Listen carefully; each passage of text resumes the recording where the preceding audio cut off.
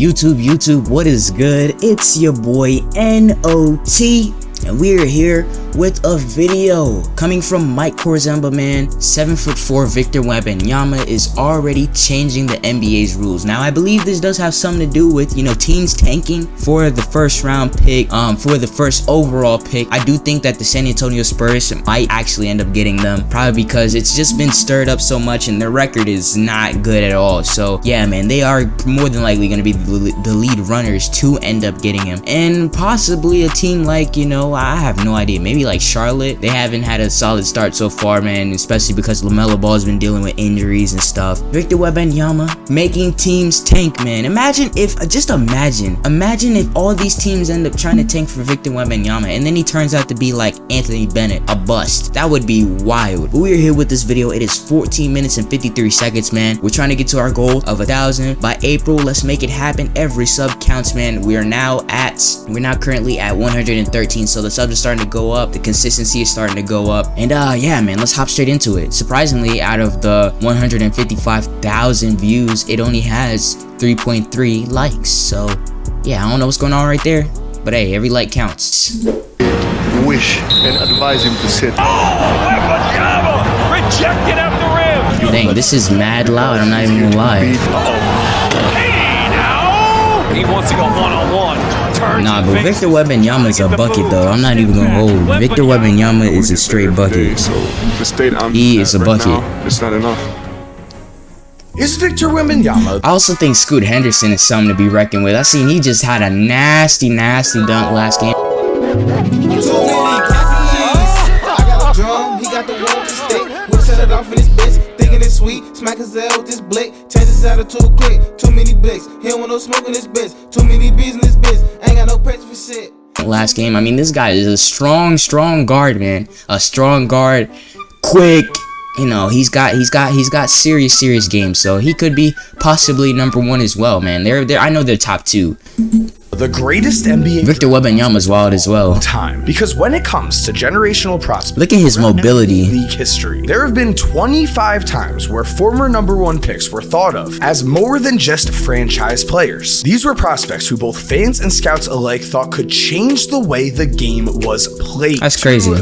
He pulled a 360, lifting off 2 inches, bro. Wembanyama might really stand alone as the greatest crazy draft prospect ever, because when it comes to Victor Wembanyama, we cannot actually predict the future and what he might become. But what we can do is, I think he'll be a serious problem. Really went into the NBA with the highest expectations. Who was the best NBA draft prospect to ever live? And is it Victor Wembanyama? But what makes a great draft prospect? I've thought on it, and I think we can all agree on these 4 core elements. #1, perceived game-changing talent. In Wemby's case, he's 7'4", he can shoot threes, he dribbles like a guard at times. We can see the talent. Like, this guy is 7'4" and moves like Steph Curry. Like, this guy, he's a freak of nature, man. He's something that, when you play 2K on PC, you know how those modders, they be having those long arms and then they have like 99,000 speed, bro. This is this guy right here, man. Crazy handles.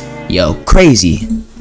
There. #2, a signature pre-NBA performance. Right now, sorry, Scoot, we know what Wembanyama's is, but how does he rank against some of these all-time greats? That we're going to have to figure out as we dive into college, especially when we consider #3, statistical output before the draft, such as Victor Wembanyama's current 22. I haven't seen a stat. 9.6 rebounds and 3 blocks per game against the number. That's actually really good. League in France. How does that compare to battling against college kids? Hey, that's Euroball too, so. The 4th factor, the buzz/hype the prospect has. I thought he was in the G League. LeBron James in 2003. That to me is the most hyped up. I heard he was in France, but I thought he was also playing some G League as well a couple times. We are talking nasty. We are also doing it big. This list of 25 players that we have, these generational guys, we're ranking every single one of them in order for each of these core 4. And at the end of this video, but look at that dunk, that was mean. We go over all of the 4 rankings and decide who really was the greatest NBA draft prospect of all time. Is it Victor Wembanyama, or is he at least in the process of becoming that guy. So as for perceived game-changing talent, that is tough for a Okay, hold on. I gotta say one more thing about I gotta say one more thing before I,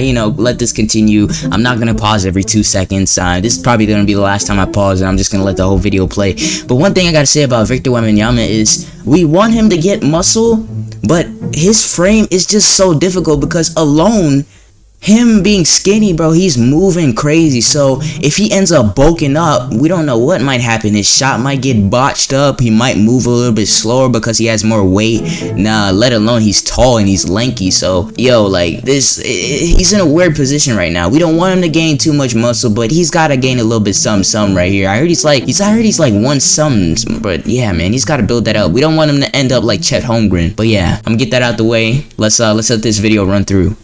A lot of recent generational My fault. Guys such as Ben Simmons were seen as the next Magic Johnson. The real generational talent on this list, even when it comes to someone like LeBron James, who was also seen as the next Magic, is the original prototype here. So that would mean a 6'9" point guard that was drafted in 1979. I have to say, when comparing the rankings of this list, this might be a wild take already, but I think Magic Johnson is the greatest #1 pick, unicorn pick of all time. But before we continue, guys, wow, that's a bold statement. Friend of this channel, Magic Johnson's generational talent surpasses that of a guy such as Lou Alcindor or Kareem. Because while Lou Alcindor was a generational unicorn in the way that we've never seen a big man that tall to this day dominate with a single move like that, while he was seen as more of hey bro, he did have a mean fadeaway, mean mid-range, was a beast for sure. Was also an inspiration, and it changed the game of basketball. No offense to Kareem, he did not inspire young kids to grow up to be as tall. That's skyhook though. That's skyhook though. Meanwhile, Magic Johnson's generational talent was so impactful to the game of basketball that now if you're a 6'7", 6'8", 6'9" small forward that can definitely generational, man. However, if Victor Wembanyama like starts doing the skyhook, inspiration to LeBron, Ben Simmons, with that so many guys in mind, I'm going to rank him that play that position right now at that height. He's for sure very tall, but the dribbling and three-point shooting with Victor is just on. But look at that form. He can reach look at that form. If suddenly he does put it all together. That's some good form right there. To make threes at an incredibly high rate while dribbling the floor, while blocking shots on the other end. I think we can end up seeing Victor at #1 on this list. There is a reason why current NBA players are talking about Victor Wembanyama. Why? A that is just unheard of. They already have respect on his name. Yo, he is mean though. Creative player. Facts. He's a 2K cheat code.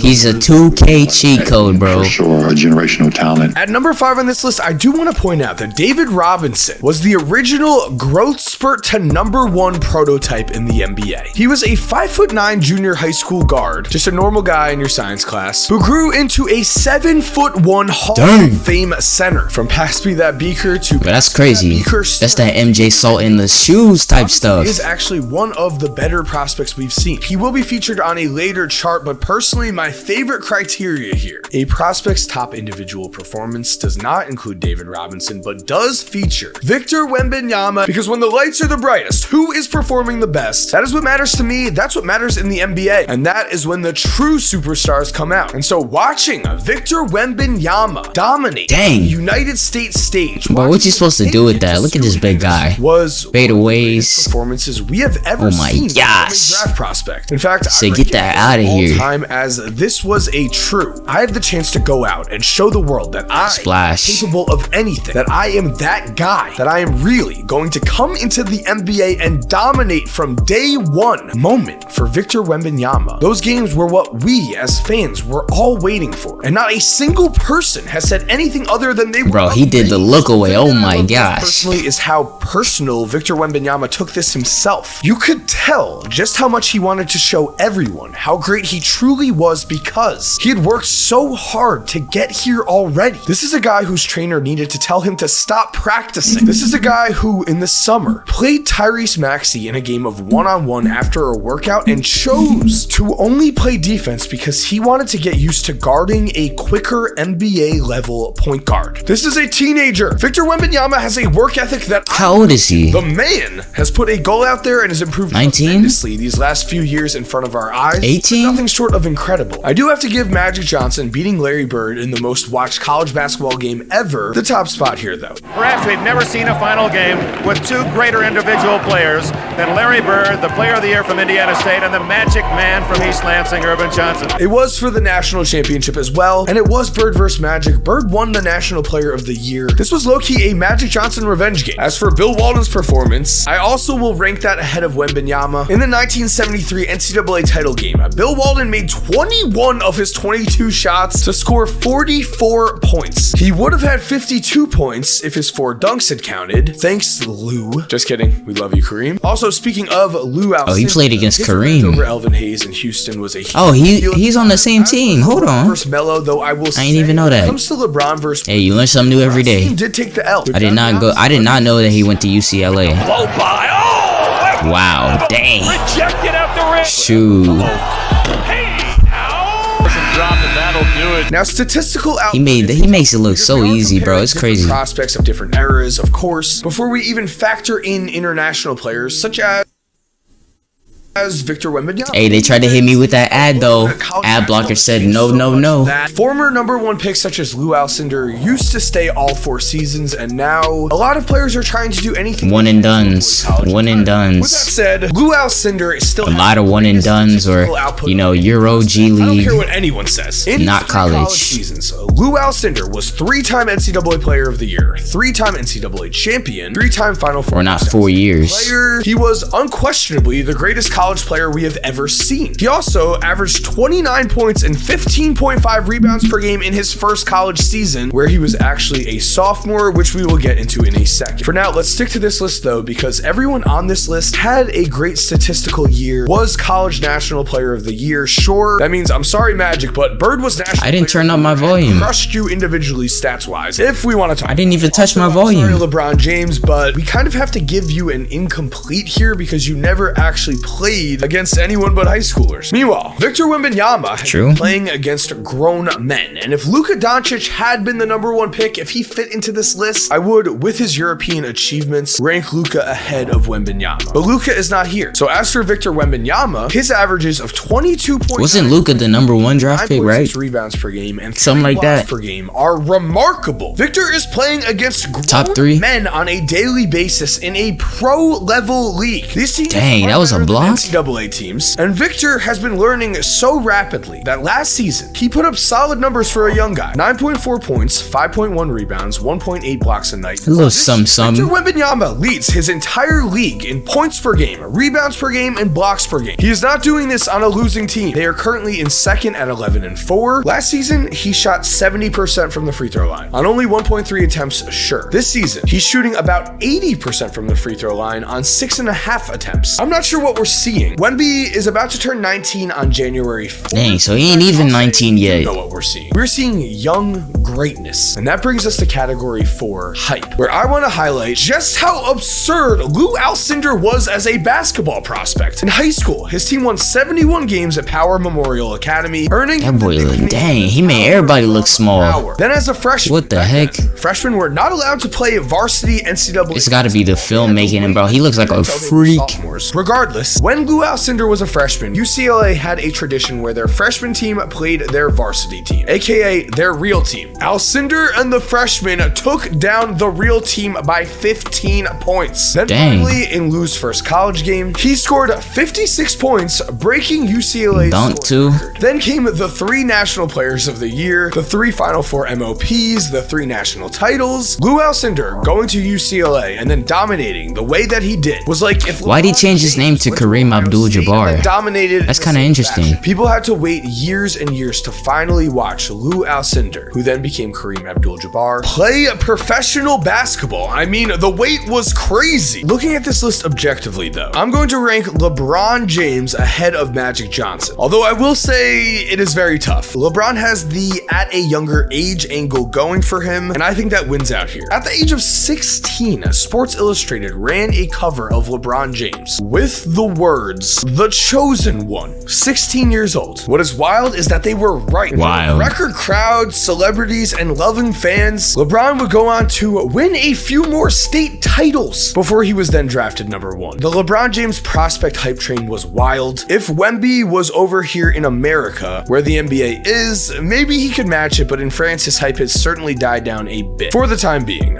Magic Johnson at number 3, I will take over. France, they don't really care like that. Rivalry with Larry Bird going for him. It was also hoped that he would save the NBA, and with the number 1 pick that year going to the Los Angeles Lakers, the hype became absurd. So that is where I will say right now already. Hey, that would have been a nasty poster. Scoot Henderson, that would have been a nasty one. Wembanyama got lucky though. Here, he could end up number 1 on this list. We are that's like playing against children, bro. He's playing grown men. Looking at this list, at least when it comes to the number 1 draft prospect of all time, I am going with Lou Alcindor. Lou Kareem, he was the first true basketball prospect that everyone was talking about before anyone even talked about basketball prospects. As a high school recruit, he was so dominant that just based on his talent alone, he became a trailblazer. So for the greatest NBA draft prospect ever, I am going to go with Lou Alcindor. But as for number 2, I think that spot is open for debate. Personally, I've got to go with Magic Johnson. I do think that is fair. I think I'd put an AI up there too. So while LeBron did not, I mean, they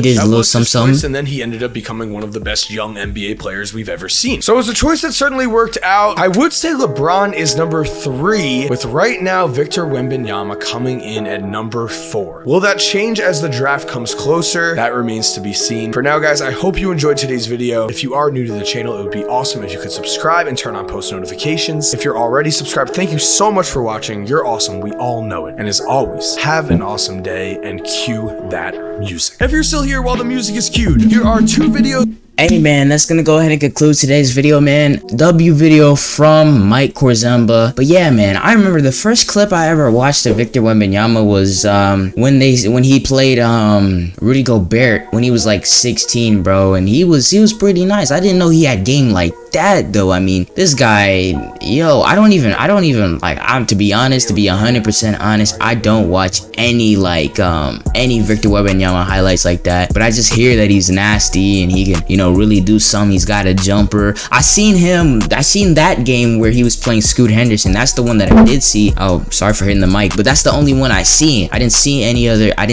games. I forgot about him, as a matter of fact. No offense, but you know, France, they don't care. They just came to hoop, you know what I'm saying? But yeah, man, that's gonna go ahead and conclude today's video. We are trying to get to 1,000 by April. I know that seems kind of crazy, man, because right now it is it's January, the beginning of January. You know, we got like 3-4-ish months to make it happen. I do plan on it happening at most by the end of April, going into May. But yeah, let's make it happen, man. Grind is gonna continue, man. You know, I am back at school, and you know, I still got sports and stuff and whatever the case may be. So, you know, my thing is to just, whenever I'm home, bro, and whenever I have the time to, you know, just post, man. Why not let it fly, man? We got something that we're working to, and I got great visions this year, man. This 2023 year, I do see great things happening. But yeah, man, this is NOT signing off, man. Love you guys. Peace. Hey, let's make things happen this year.